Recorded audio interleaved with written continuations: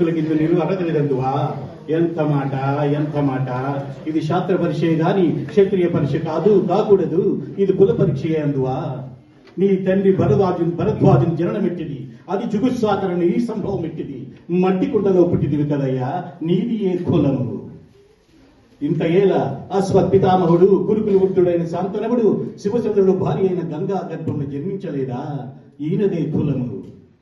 నాతో చెప్పింటివేమయ్యా మా వంశానికి మూల పురుషుడైన వశిష్ఠుడు దేవవేషి ఉదసి పుత్రుడు కాదా అతడు పంచమజాతి కని ఎందు అరుంధతి ఎందు శక్తిని ఆ శక్తిని చండాలగు పరాశరుని ఆ పరాశరుడు పల్లెపడిచు మత్స్యగంధైన మా తాత వ్యాసుని ఆ వ్యాసుడు విధవరాండ్రైన మా పితామహి అంబికతో మా తండ్రిని పిన పితామహి అంబాలికతో మా పిన తండ్రి పాండు రాజుని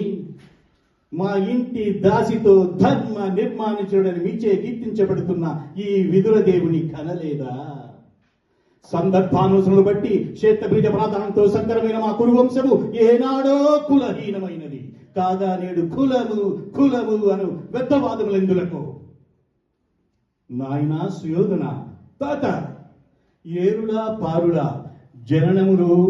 మహర్షుల జననములు మనం విచారించదగినవి కావు ఇది నువ్వు అన్నట్టు ముమ్మాటికి శాస్త్ర పరిచయే శాస్త్రమున్న వారెల్లరూ క్షత్రియులే వారిలో రాజ్యమున్న వారే రాజులు అట్టి రాజులే గురురాజు పరిషత్తులో పాల్గొనుటకు అర్హులు ఓహో రాచరిక మారత నిర్ణయించున్నది